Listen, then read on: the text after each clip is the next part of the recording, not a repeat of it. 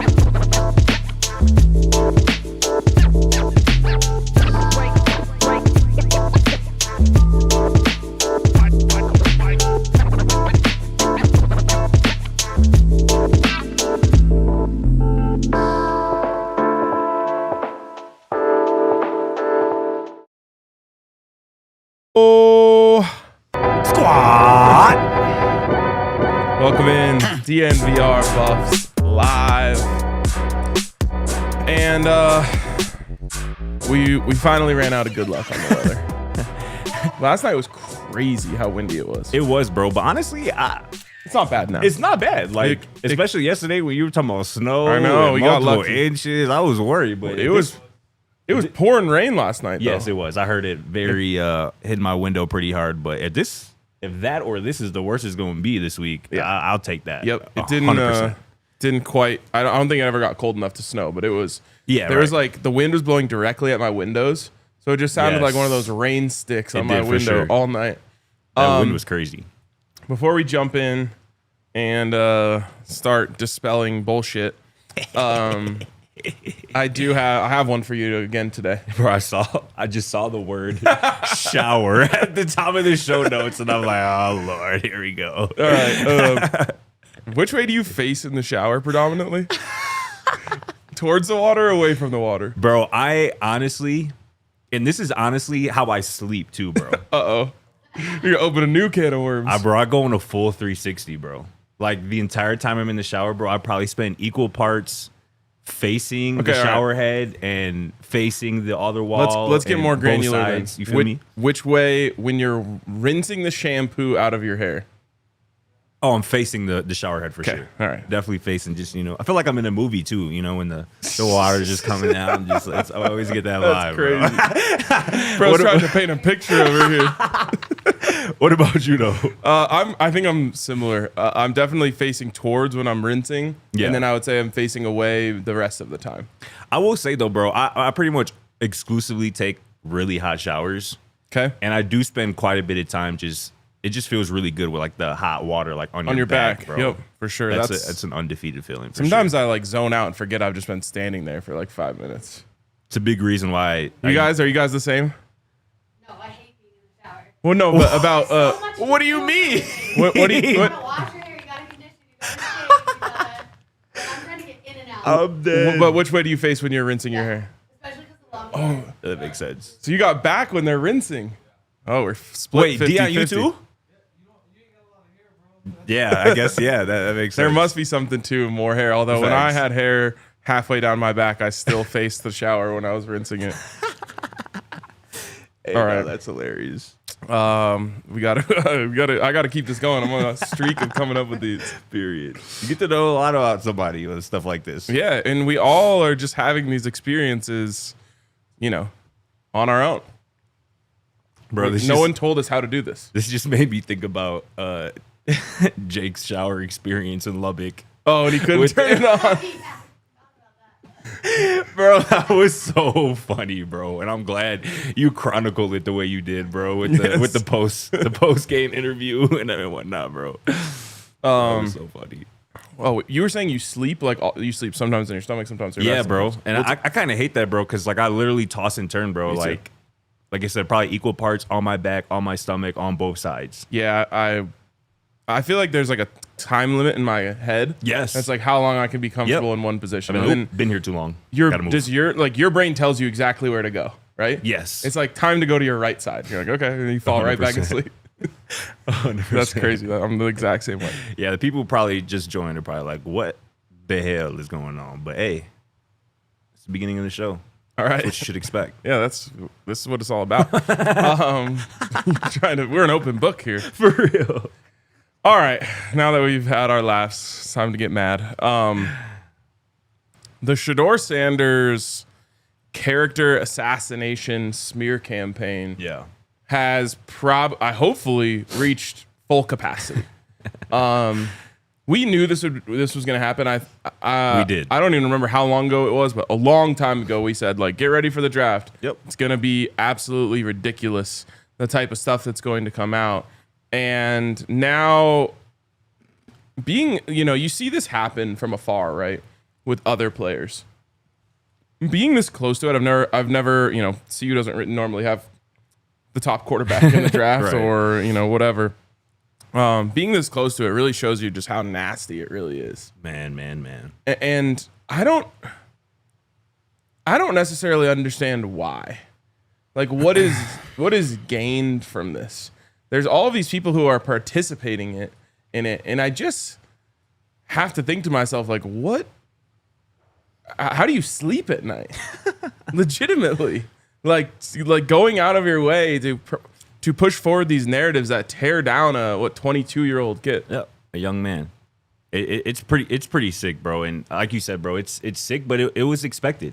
Shedeur has gone through this, at least from my perspective, each of the last 3 off seasons. Going into his first season at Colorado, he can't do what he did at Jackson State at the FBS level.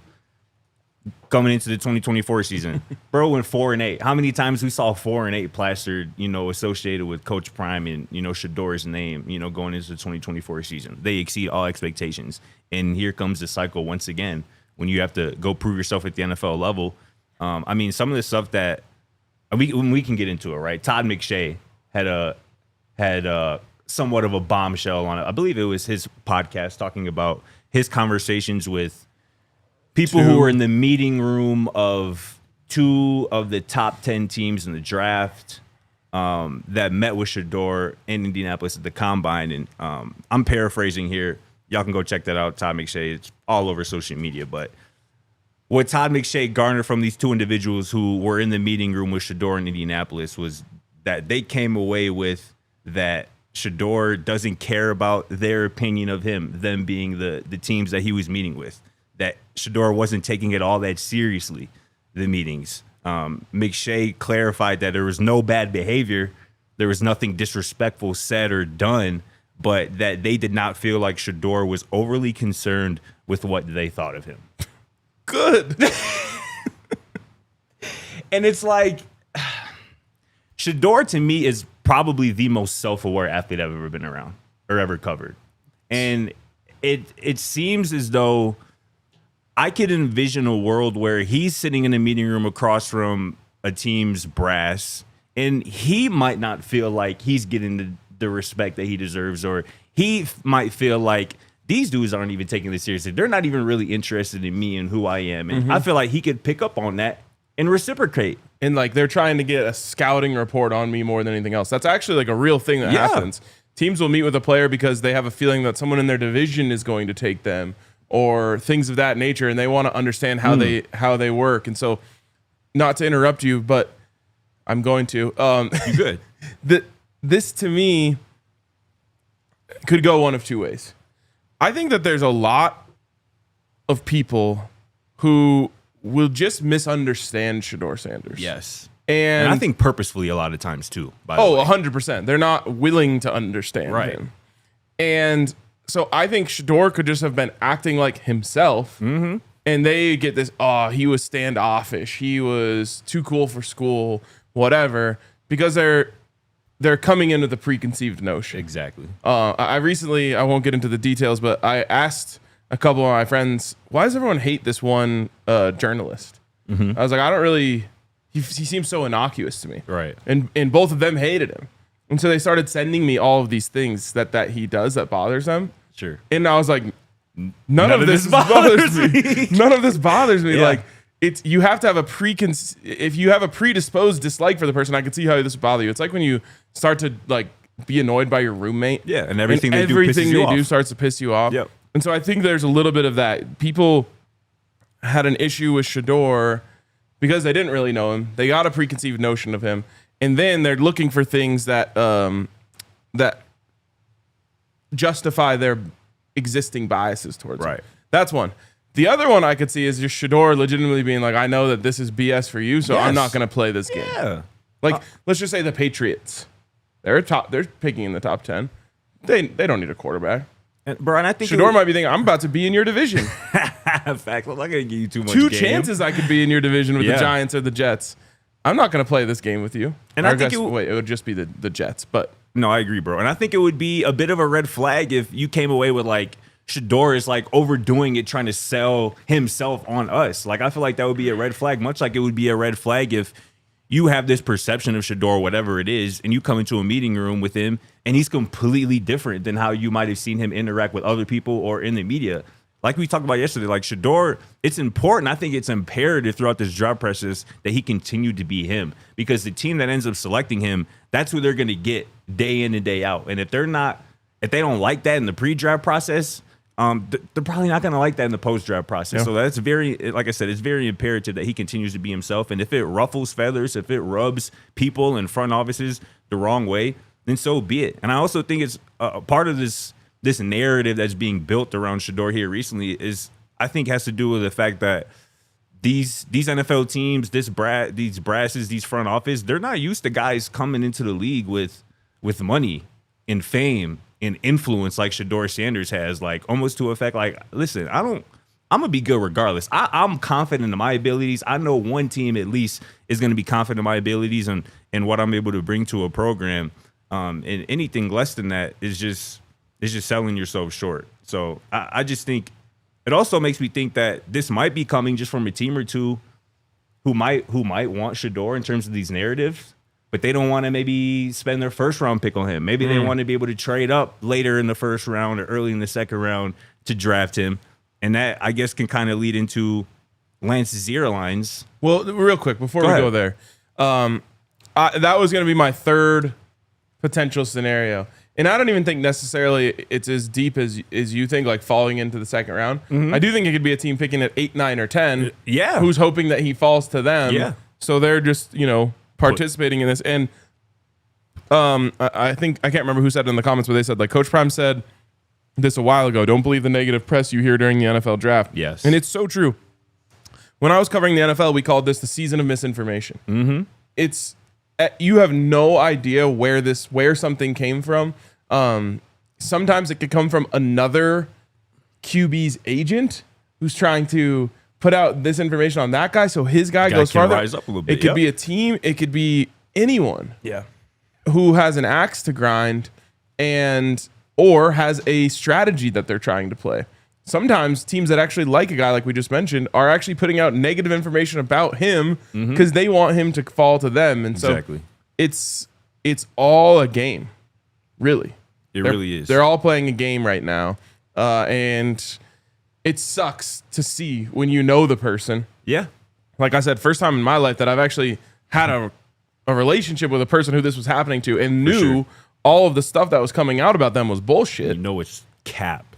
And with a Sanders especially, there's going to be a group of people, and a black man, honestly, there's going to be a group of people who want to believe the negative no matter what. Yes. And refuse to believe someone like you or I who could come to his defense and say, that's just not true, man. I've spent time around this guy for real. He's not like that. They don't want to hear that. They just want to hear the negative. They don't, bro. And it goes back to the video that you reposted today from our conversation with Shedeur at the Super Bowl when he went out of his way to take time after, sitting down with us to shake everybody's hands on our production crew. And when I posted that, a couple weeks ago or whatever, one of the replies under that tweet was, why do you guys have to hard sell how good of a guy he is? This is why. Yeah, 100%. Because these bullshit narratives continue to come out and it could actually impact somebody's ability at the next level or even their mental. And when we know the real story, the real person, the real Shedeur Sanders, we're going to use our influence to put the truth out there as much as we can. So That's 100%. And like, just imagine how you would feel if one of your friends was getting smeared. And you like, let's just take it back to like high school. Exactly, A bad rumor comes out about one of your friends. You're like, there's no way that they would have ever done that. Like if they're actually your friend, you would defend them. 100%, bro. And this is on such a larger scale, and it's not like, we're hanging out with Shedeur on the weekends. Right. But we know his character. We've seen it actually in real life, not just a clip here or there. Exactly. And so to see, he's a young guy who's trying to pursue his dreams. And so it's like, it offends your senses Yes. to see that stuff come out about him. For sure. And I just know he's built for this though, man. He hasn't really, he's seen all of this stuff. And his tweet from less than 2 months ago just really rings true today. He goes, "Don't allow my confidence to offend your insecurities." Which is a Coach Primeism. Put it on the t-shirt. Yeah. Can we get into this mock draft? Let's do it right after this break. Let's get it. First, did you have that? I don't think so. Okay, I got you. That's on me. First, a shout out to Coors Light. Right here in front of us. A nice bucket of Coors Light right here. And what could be better than your beer telling you when it's ready to be consumed? Ooh-wee. Those mountains turn blue. It's time to go. It's time to get this day started right, this weekend started right, this round of golf started right. Hell yeah. Anytime you're choosing to chill, choose Coors Light. The best in the business when it comes to light beer, if you ask me. And always crisp, always cold, always refreshing. You can go to CoorsLight.com/DNVR to have it delivered straight to your door with Instacart. Shout out to our friends over at Coors Light. And also, shout out to our friends over at Elevations Credit Union, home of the sexiest credit card in world history. You heard me right. World history. They've got the gold with the black buffalo on it, like you can see on the screen, but they also have the black, matte black with the shiny gold buffalo on it as well. You got two different kinds of Go Buffs Visa Rewards cards that you can get set up with only at Elevations Credit Union. And the best part is that you can get that set up for you and then have every time you swipe that card benefit the Buffs. It's a beautiful thing. So check out our friends over at Elevations Credit Union. Go to buffscreditcard.com to see all of the great card benefits and details. You just killed that, bro. I had to go solo. I got Which you is sad because tomorrow. people have been really enjoying your ad reads. Hey, shout out to the people, man. All right, let's get into it. Let's get into this mock, right? So this is courtesy of Lance Zierlein. I believe it's how you... I think it's Zerline. Zierlein? Okay, sure. Like the kicker, right? Yeah. Lance Zierlein. Greg the Leg.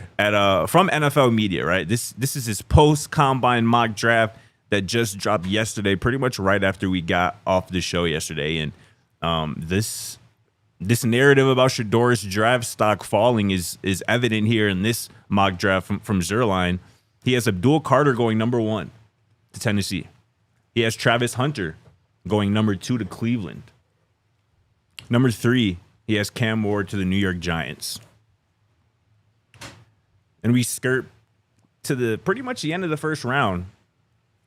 He has Cleveland trading back into the first round at 29 overall to draft Shedeur Sanders, pairing him up with Travis Hunter once again in Cleveland, underneath Coach Kevin Stefanski, underneath GM Andrew Berry in the AFC North with the Browns. Yep. What do you think of that? Is that possible? So what do you think? Let me start by saying, if this Shedeur Sanders smear campaign is going to be successful, this is the silver lining that could potentially come out of it. Yes. If Shedeur and Travis get reunited in the NFL, watch out.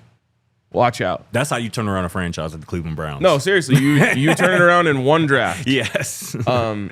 I can tell you without a shadow of a doubt that those two guys will come in there. They will change the culture. Yeah. They will take a losing organization and turn them into winners over time.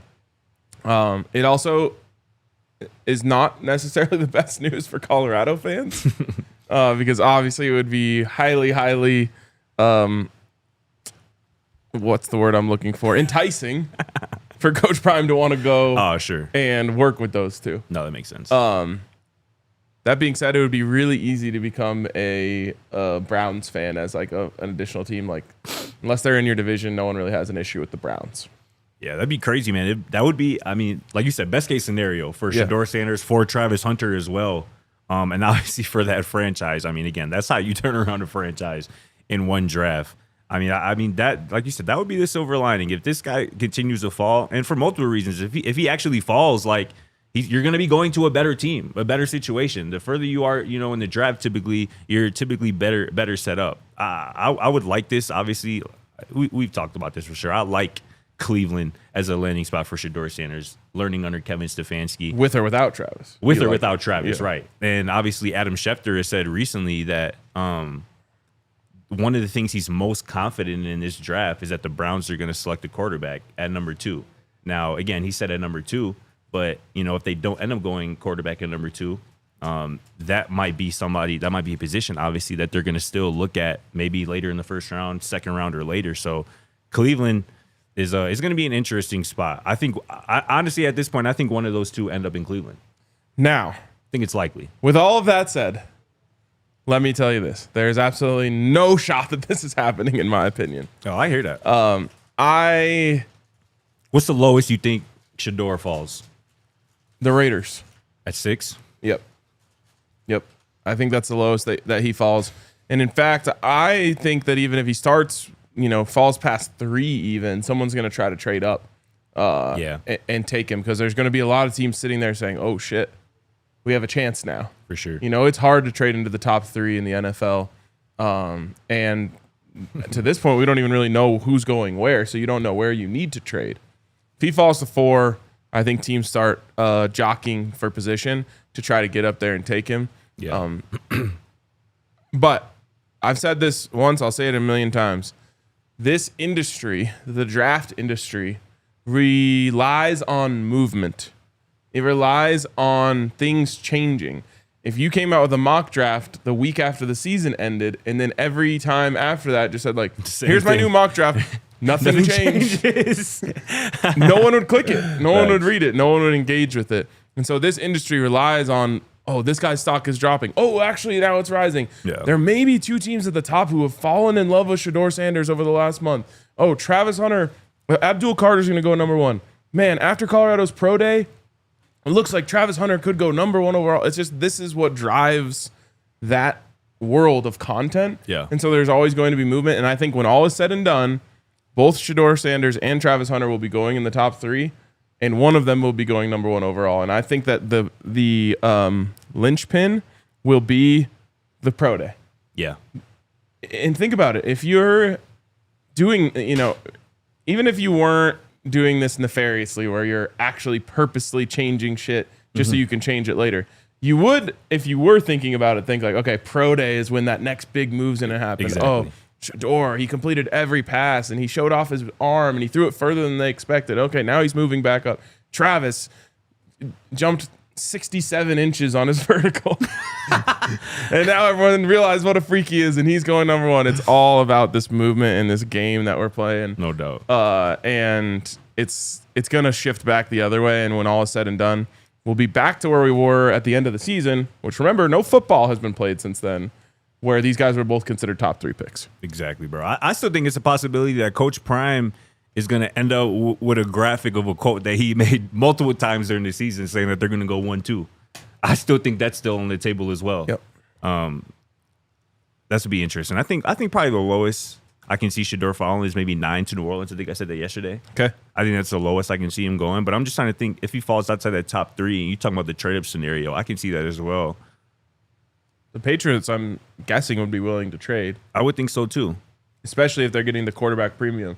Trading up is one thing. Trading up for a quarterback, you got to pay a little extra. I wonder if Indianapolis would be interested, potentially. I think they're going to give Anthony Richardson at least one more chance. Yeah, well, the reporting is recently that they're definitely going to bring in competition for him. Daniel Jones is the latest name that they're thinking about bringing in. But obviously that situation at quarterback is unsettled. But yeah, we'll see what ends up happening. Should we hop into the LBs, our LB preview, or what you think? Yeah. let's get it started, and then we'll end up finishing it in the third segment. But let's set the stage of the players that are in the room. We're on to the linebackers today for our spring positional preview for the Colorado Buffaloes. Obviously, the linebacker position is losing its top two guys in the room from last season. Obviously, Nikhil Green, who transferred in from Charlotte after a great season at Colorado last year, is now at Alabama with Kalen DeBoer. LaVonta Bentley, who was the other starting inside linebacker, has moved on to the next level of football. So obviously the Buffs had to get busy in the transfer portal, and that they did. Martavius French is kind of the biggest name out the gate, transferring in. I think he's a day one starter. You know what I'm saying? Led all inside linebackers in 2024 with tackles for loss. I think he had 17 of them things, which is absolutely crazy. They also brought in Reginald Hughes from Jacksonville State, who also is another experienced, productive guy. He could also, I think, potentially start right alongside French out inside linebacker. They also brought in Kylan Salter from TCU, the younger brother of quarterback Caden Salter. By the way, co-student athlete of the week, Kylan Salter. Shout out to Kylan, man. Getting it done Him in and the Tajay. classroom. That's an elite duo right there. We love to see that. Student athletes right there. We love to see that. We got a couple returners as well, who you all know. Our guy Jeremiah Brown, who flirted with the transfer portal after the season, but obviously is back here in Boulder. And Jalen Wester as well, who was on social media here the last 24 hours or so for some reason. But we love Jalen in his game as well. And obviously they brought in a freshman as well, Mantrez Walker, a 3 or 4 star guy, depending on recruiting sites you look at, but, you know, playing down in Buford, Georgia, one of the top linebackers in the state, a guy who I'm really high on, has a really high football IQ, and I think he could potentially crack the rotation as a freshman, but he's definitely somebody who, you know, this recruiting staff, you know, kind of fell in love with throughout the recruiting process. Kyan Garcia is another guy, Gage Goldberg, can't forget about Trenton Hood as well. That's kind of the group, though. What do you make of it? Yeah, I think my biggest question is who's going to challenge these transfers the most? Right. We were so far from having any information on who's going to start at any position. Mm-hmm. So this is purely a guess. But if I had to guess today, Martavius French and Reggie Hughes would be favorites. I think that you would have JB and Jalen Wester right there behind them. Yeah. And maybe it would be close with Jalen Wester, who obviously put out some good tape last year. Definitely. And so that's my question is there's going to be someone here who jumps into the mix and starts making noise. Last year, we went into right now, we would have been actually, I don't even remember when Nikhil transferred in. Was he a spring transfer? Nikhil was a spring. He committed on spring day, the spring game, actually. You're right. Around this time last year, we would have said, okay, the starters are Bent and Trev and Nikhil Green. Oh, you said right when he came. Sure. Right when he no came. doubt. Yeah. What ended up happening? Trevor Woods, balls out in spring practice. Yep. And the coaches almost feel like they have no choice but to start him because he's playing so well. Right. Obviously, eventually NHG comes in and takes over that starting job and never looks back. There's going to be a storyline like that. Who is going to be the one who steps up? And, you know, we can talk a little bit more about this on the other side, but I think Mantrez Walker has a good chance to be that guy. I agree, man. Somebody's going to pop up, like you said. I think we should not be sleeping on Jeremiah Brown. Like, I mean, I think the coaching staff really, really loves him. Obviously, starting with, you know, Coach Prime. And obviously, he is somebody who came over from Jackson State. He's played a lot of football as well. And I feel like he's kind of always just been on the cusp, like always kind of in that second group of linebackers, kind of waiting for his opportunity. I feel like with another offseason, I believe he's a junior now, maybe even a senior. I think he's a junior now. This is somebody who I think is ready for their opportunity. You know, even speaking briefly with his mom, you know, after the Alamo Bowl, like that's a family that is really ready, it seems, for their opportunity in the sun. And obviously he has the physical capabilities. And we can't sleep on Jalen Wester as well. Like I said, I think I said it recently. I'll never forget that hit he put on KJ Jefferson late in that UCF game, the forced that fumble that obviously Cameron Summan Craig took to the crib, 95-plus yards. Yep. That was just a glimpse of his ability. And again, I think with his brother now being gone, hopefully, he kind of takes on, more of a leadership role and realizes that, it's his time now. You saw what your brother just did and all the work that he put in and all the success that came with it. Now it's your time / your turn to, show what you can do on the national stage. All right, we'll talk a little bit more about the linebackers in a second, but first, I want to tell you about our friends over at Bet365. So Travis Hunter at one point, I believe, was all the way down to like plus 200 to go number 1 overall. That has plummeted now. Yeah. All the way down to what yesterday was plus 1,000, and before that was yesterday was plus 1,000. Today is plus 900. Reason I bring that up is because I've put my money where my mouth is about all of these narratives, and everything's going to come back the other way. Go crazy. I have a ticket on Shedeur number 1. And now I have 2 tickets on Travis to go number 1. Sheesh. Because to me the value is just too good. Travis Hunter is very, very, very, very, very obviously the best pure football player in this draft. 100%. If you're not taking a quarterback and you don't take him, you're out your damn mind. Tripping. So if you want to get in on that over at Bet365, you can. And actually, you could get a large bet on this without committing very much money at all. Because all you got to do is go over to Bet365, deposit $10, bet 5 of those dollars. As soon as that bet is settled, you're going to get $150 in bonus bets into your account. One thing I love about the bonus bets over at Bet365 is you can choose how to use them. Some other sports books will have they'll give you like $25. If you wanted to put all 150 on one thing, you have the opportunity to do that, which is cool. Or if you want to put $1 on one thing, you can do that as well. So get over to Bet365 and use the code DNVR365 to unlock that offer. Again, DNVR365 if you're like me and you want to get over to Bet365 and get yourself in on some Travis Hunter to go number 1 action. Tough. And also, hit up our friends over at Lucy Nicotine. If you are into the nicotine pouches, I highly recommend you try out our friends over at Lucy. To me, best flavor, best buzz. The mint ones like really pop. There's a bunch of different flavors that you can get. Wintergreen. There's an espresso one you can have with your coffee. There's a lot of great options over there. So level up your nicotine routine with Lucy. Go to lucy.co/DNVR and use that promo code DNVR to get 20% off your first order. Lucy also has a 30-day refund policy if you change your mind. Again, that's lucy.co. Use code DNVR. And also, remember that Lucy products are only for adults of legal age, and every order is age verified.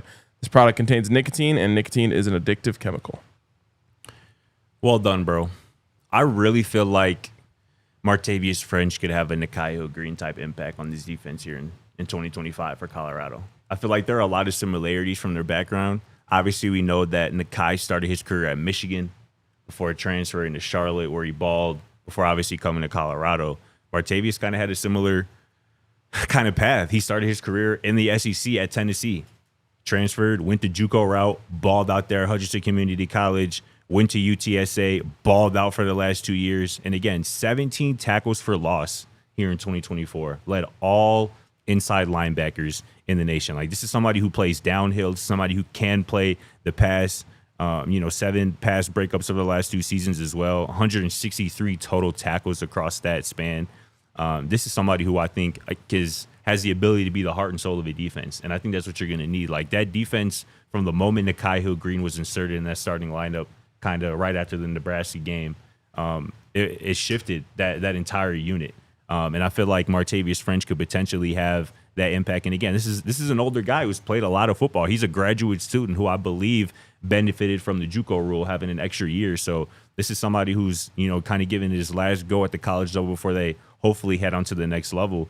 And Reggie Hughes, to me, is somebody who can just kind of be more of an athletic kind of version. You know what I'm saying? 10 tackles for loss, I believe, from him here in 2024 alone, which is quite a bit, again, from that inside linebacker spot. I mean, this guy is somebody, 4.5 sacks as well. Like, dude almost lives in the backfield. He's going to be a problem for opposing defenses. And again, kind of a more athletic guy.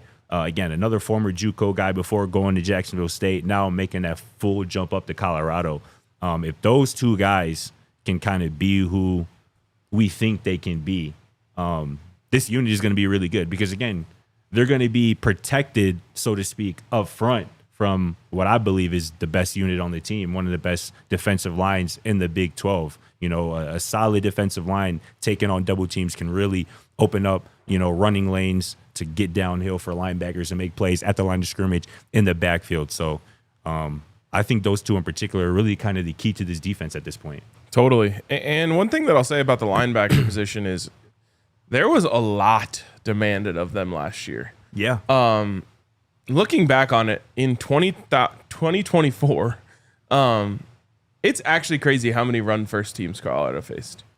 Felt like every week. Every week. Except like maybe Texas Tech, who also had a really good running back. I was going to say Texas Tech had a draftable running back in Taj Brooks. And honestly, I felt going into that game, it was still stop the run and win the game. Yep. And they did. I don't think that's going to happen this year. Think about all of the players who are leaving the conference. Taj Brooks is out. Devin Neal is out. I believe DJ Giddens is out. He is. Is there anyone else? Who are the other? Was there another big running back that they faced last year? Cam Scattaboo, who's wasn't on the roster last year, but would have been this year if he was still around. He's out of the league. Ollie Gordon. They don't play Oklahoma State, but he's out. Ollie Gordon's out of the Big 12. I think there was like a weird aberration there where the Big 12 was just stacked at running back. That's going to go away. That doesn't mean that the linebackers have an easy job, because I feel like linebacker is always going to be a difficult job. But this is no longer the running back conference. Right. 100%. I agree. And I see Dave asks, how big is French? Can he bring down big backs in space? Martavius French is listed at 6'2", 225. I think that boy is plenty capable in the physical department. And obviously as well, Reggie is right along 6'2", 230. Reggie Hughes is listed at. So size is not an issue for those two guys. And I was going to say, if there's one thing that we've learned about this strength and conditioning staff, it's they can get a guy to go whichever way they want. They need to bulk him up. Facts. They can bulk him up. They need to slim him down. They can slim him down. So, you know, if you, I'm guessing Nikhil Green was playing around 240. I would say a little bit lower than that. Let's see. I'll look. I would say a little bit lower than that. But yeah, man, he was so good, man. Especially down the stretch of the season. I mean, I felt like every single game he was making a bone-crushing hit. And again, that's the type of thing that the sideline feels, the crowd feels, and that can just give your defense, your entire team momentum. Okay. What was he at? Listed at 6'2", 230. Yeah. So the same as those two guys. Literally.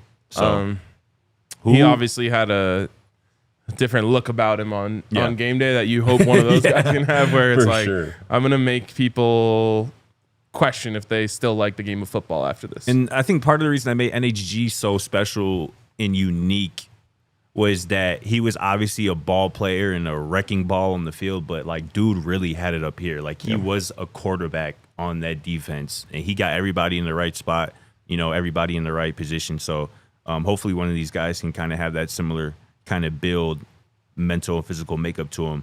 Assuming those two guys, Reggie Hughes and Martavius French, are the starting linebackers, who do you think would kind of be your LB3? Who do you think would kind of be that next man up? Jay West. Yeah. Yeah, for sure. I think I'm on the higher on Jay West end of the spectrum than some people. To me, I liked what I saw from him, and I just have this feeling that he is going to step up in a bunch of different ways. When you are playing alongside your brother, you get to be the little brother a little bit. Yeah. You know what I mean? LeJontay Wester, I feel, is like a natural leader. Yes. Someone who wants to bring the best out of people around him. And obviously his brother is high on that list. He's going to be the one pushing forward. Yeah. You come along. Definitely. And I think now that Tay is going to the league, I think Jalen Wester is going to take all of the lessons that he learned from his older brother and apply them to himself and really just step up and mature and take everything that he does to the next level so he can go meet him in the NFL here soon. Yeah. So I'm really excited about Jay West, and I'm not counting him out at all from being a starter from day one. The other one, like I said, I mentioned it a little bit. I'm not sleeping on Montrezl Walker. Why would you? He's just got that look about him where I watch him play and I'm like, yeah, that guy's going to the NFL eventually. Yeah.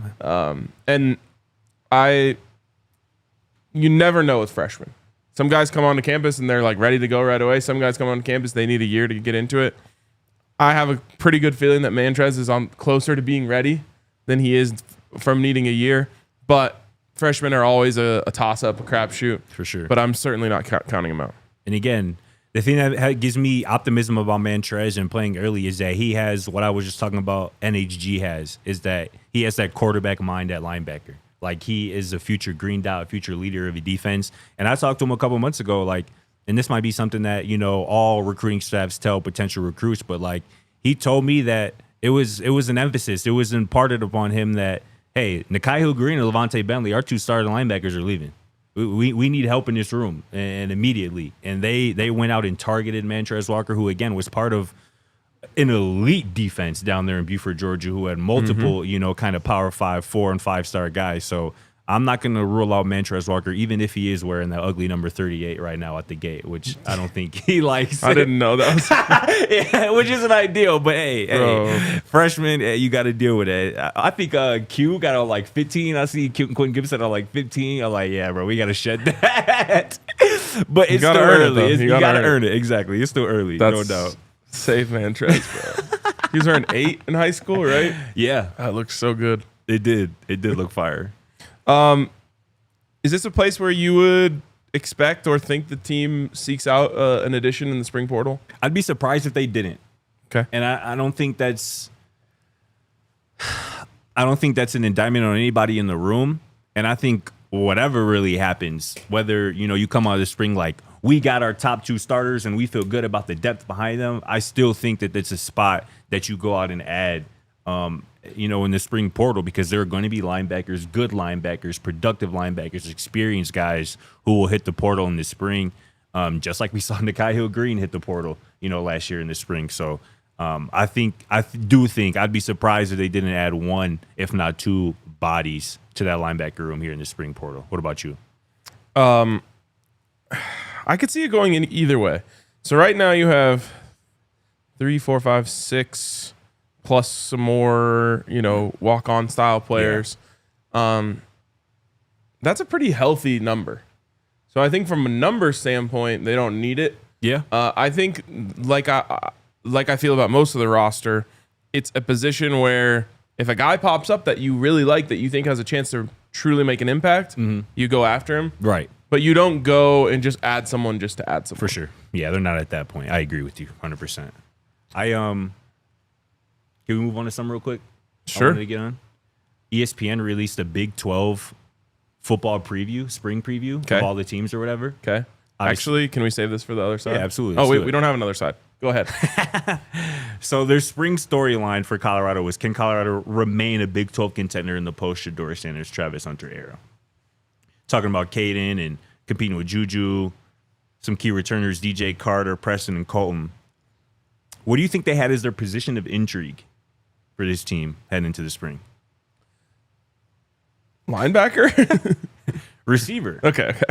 Which I thought was, I guess, interesting because obviously you're losing your top 4 guys. They mentioned Draylon, Amarion, and Joseph, obviously the reigning American Conference Freshman of the Year. And obviously, I just put my spring preview of the receivers' rooms today and just doing some more homework on Joseph Williams. His month of November was crazy. Yeah. And again, this is a true freshman, right? Like, you're getting into the swing of things earlier in the year, and this guy began to break out at the end of the year. First game in November, 6 catches for 112 yards and a touchdown. Next week, he goes 5 for 158 and 3 touchdowns. Against who? Eastern Carolina. Okay. Week after that, he goes 6 for 126 and a touchdown. My goodness. This is in November. This is to close his freshman year. This is like Travis Hunter numbers. You feel me? And this is somebody who is peaking at the right time. And again, this is going to be a sophomore this year. You know what I'm saying? Somebody who can grow with Caden, Juju down the line. Like, Joseph Williams is going to be a ball player. I just found that interesting. And also one last thing from this Big 12 preview from ESPN. Player to watch, who do you think they had? Can you give me transfer? Okay. Transfer to watch. Caden Salter. Jaheim Otis. Okay. You know ESPN loves Jaheim Otis. Yep. They called him. He could emerge as a key piece at the heart of a new-look interior defensive line unit at Colorado, which would be good. Yeah. I think Jaheim Otis is going to be a dog. Again, go check out Jake's film room on him recently. I think this is, again, the day one starter who I think can make a real impact, stopping the run, getting to the quarterback, pushing the pocket on the opposing quarterback as well. Those are just two really good ads. Joseph Williams, Jaheim Otis. I think it's fair to call the wide receiver room a position of intrigue. Yeah. Obviously, we're really confident in those players, but it is a lot of unknowns and a lot of talent. So that's intriguing. No doubt. Joseph Williams, arguably the most. Would you call Joseph Williams or Omarion Miller more of a known commodity? I think you have to say Joseph Williams. I think so too. I mean, bro, the American Conference Freshman of the Year. You know what I'm saying? Like 30 catches, 500 plus yards, 5 touchdowns. You know what I'm saying? Right. I mean, I think I know Omarion has 21 career catches. So this is not an indictment on Omarion at all. In fact, we're as high on him as anyone. Literally. But it's kind of crazy to say that a guy who's only played 1 year of college football is arguably the most known commodity in the room. And at the same time, we're so bullish on it. We are. Yeah. And it's just because there's so much talent in there. So much potential. And I think they all complement each other really well. Like that starting trio that I envision of the Millers and Joseph, like they all do different things, have different skill sets. And like I said, I think they complement each other really well. So wait, you said 21 career catches for O? Averaging 21.6 yards a catch. So half of them came in the USC game. Yeah. Or close to it. I think he only had a catch in maybe one other game his freshman year. And then a lot of them came in that Kansas State game. He only had a catch in 2 games last year. The Kansas State and the Baylor game. Pretty crazy. Yeah. Just shows you how good the wide receiver room was. That's someone that's that talented, and every time they got a opportunity has balled out. Yeah. Wasn't a starter. I mean, I included it today. Like, I mean, Coach Prime, whenever he was asked about, he goes, this was after the Kansas State game, which obviously he balled out. He goes, this kid is, I would say, one of the best fifth men in the country. If he's our fifth receiver, which we don't say that, then he's one of the best in the nation to me. Mm-hmm. And again, giving him more opportunities is just going to be good for everybody involved. Totally. All right. Let's go to the Toyota chat and hear from the people. Also, shout out to Toyota. We're here from the Toyota Lounge, of course. Oh, yeah. Toyota chat from the Toyota Lounge. Let's get it. Kamada, how does Bill Belichick's UNC staff compare and contrast to CU? I mean, I don't know nobody on his staff other than the fact that he got Lombardi as GM, right? Yep. Did you see that they now are not doing Hard Knocks off season? I had that in the rundown. I wanted to talk about it today. I did see that. Okay. You want to hear the first 3 coaches on the staff? Yeah. At head coach, Bill Belichick. At defensive back / safeties, Brian Belichick. At defensive coordinator / LBs, Steve Belichick. Not impressed. Jamie Collins is coaching inside linebackers for them. The former Patriot? Yeah. Who was actually traded like in his bunch prime. of times, right? Yeah. Yeah.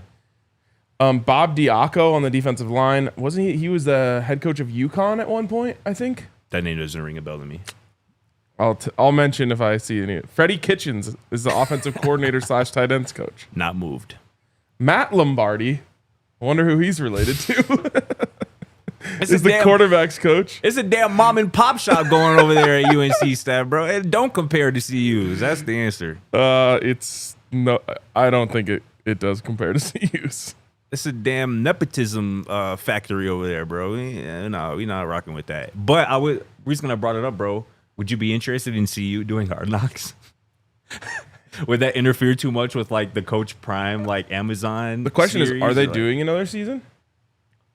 It's a good question. Are they going season 4? I haven't actually talked to anyone that I know on that show to find out. Should CU do Hard Knocks, bro? Would you be in favor of that?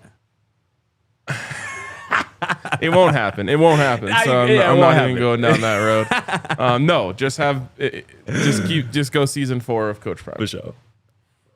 I don't think anyone wants to do Hard Knocks ever again after the Clearly. Giants got exposed on it Bro, last year. they couldn't get an NFL team to do it, which is why they had to ask North Carolina to do it, and then they backed out. Yeah, 100%. What was I going to say? Oh, this is random, but we're on a random tangent anyway, I guess. Did you see the thing of like Bryce Young can't understand Xavier Legette, and then Adam Thielen was saying that like he has to translate? No, that can't be a real thing. That was a real thing. I saw the, and I'm just like, look, I know he's got a heavy accent, but like I can understand everything he's saying. Like it's not like he's speaking a different language. Yeah, that's a head scratcher for me. I'm not gonna lie. Like, yeah, and I grew up in Boulder. That's what I'm saying. Like, I like Bryce a lot. Like, I know bro. Like, what do you mean you don't understand him? Like, I think this was like one specific time. okay, sure. But then these are two separate clips. So one is like Bryce Young being like, "Yeah, dude, one time I had no idea what he was even saying." Sure. I get that. The other one is Adam Thielen being like, "Yeah, I have to like translate for some people on the team." The fact that Thielen is the translator is I kind of smoking me too. He was kind of like acting like me. He's like, "Yeah, I don't understand why other people have such a hard time understanding." I mean, don't get me wrong, bro. Do got a one-of-one accent. I Like love the it, dude. thickest accent you could possibly think of from a Southern man. But yeah, I hadn't heard that. That's crazy. Dude is also just so funny. All right, what else we got? Jamal, we're back going full circle here. How many showers a day? One. Yeah. Moni, will BJ Green and Chidozie get drafted? I think they have a legit chance on day 3. I think there's going to be a lot of Buffs mentioned on day 3. I think BJ Green has a really good chance because that's a position of need. Like that's a prime position, that pass rusher, somebody who can truly get to the quarterback, and he's put that on display. I mean, each of the last 3 years, dating back to his time at Arizona State, where he was leading that team in sacks as well. Again, 7.5 this year for Colorado. Like that's not nothing. So I think BJ Green, again, just playing that position of edge rusher, that being a premium position in the NFL, I can see him getting drafted. And obviously the block bully.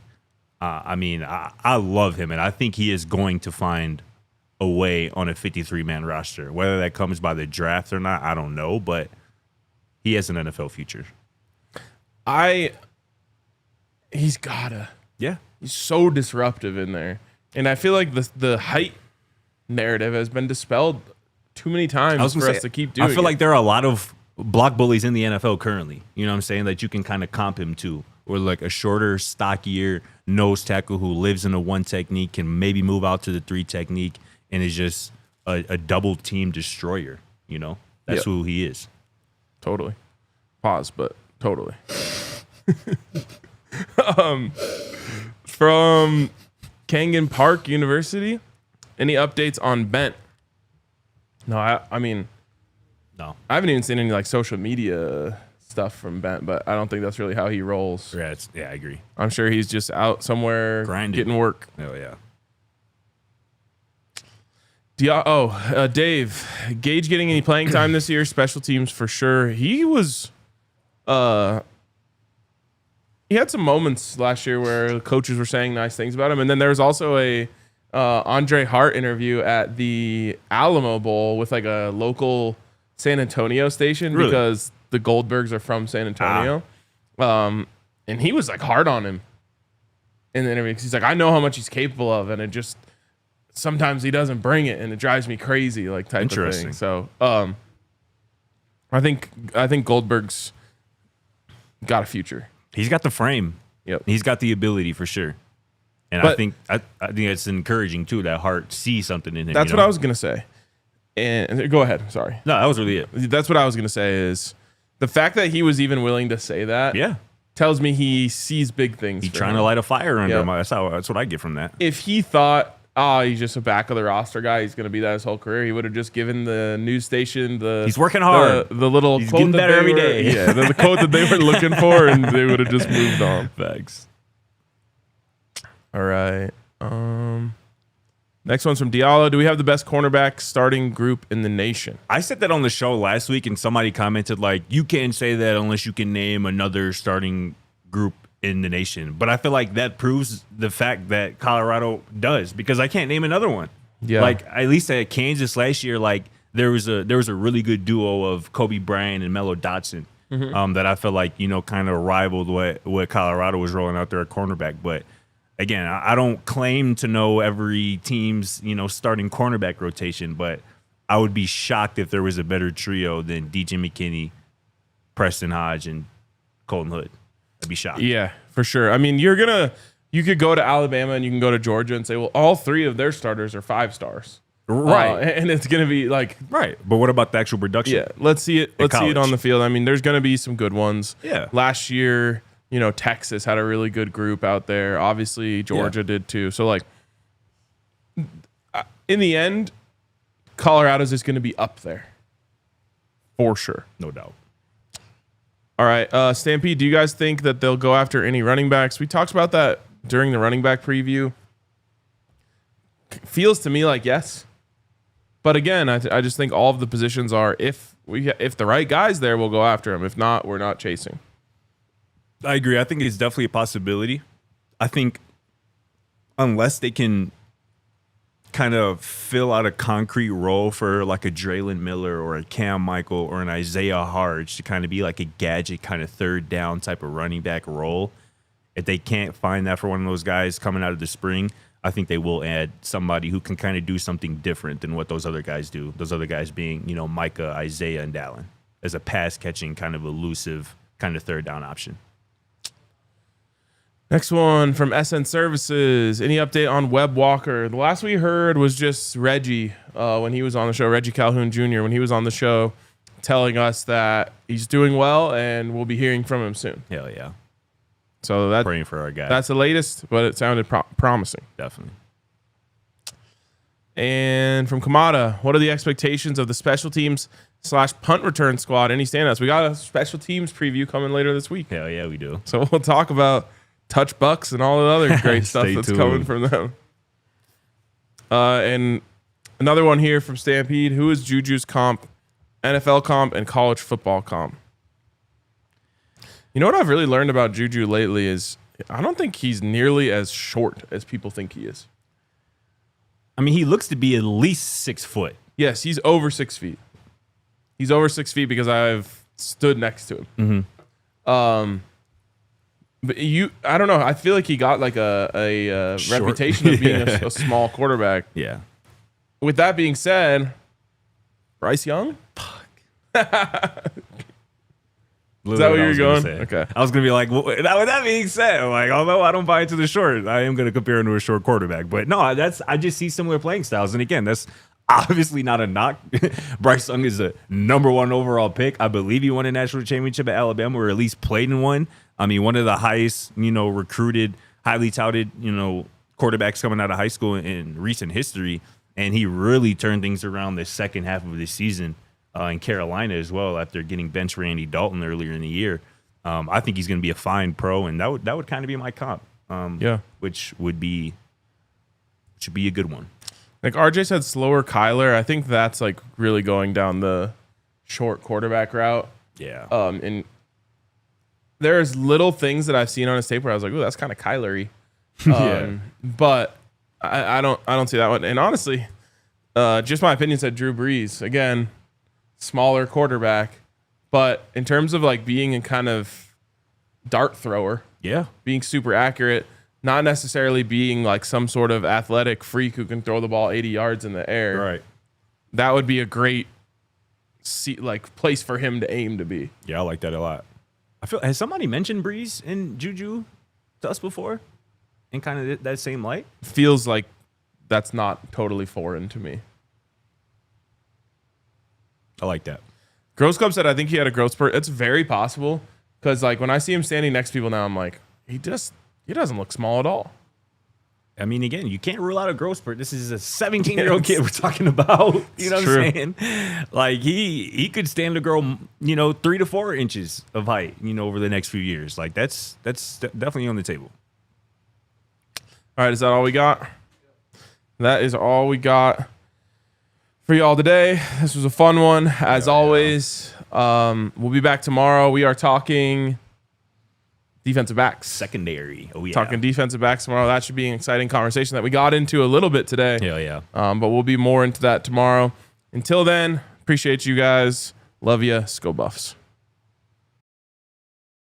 We all silly like the mayor.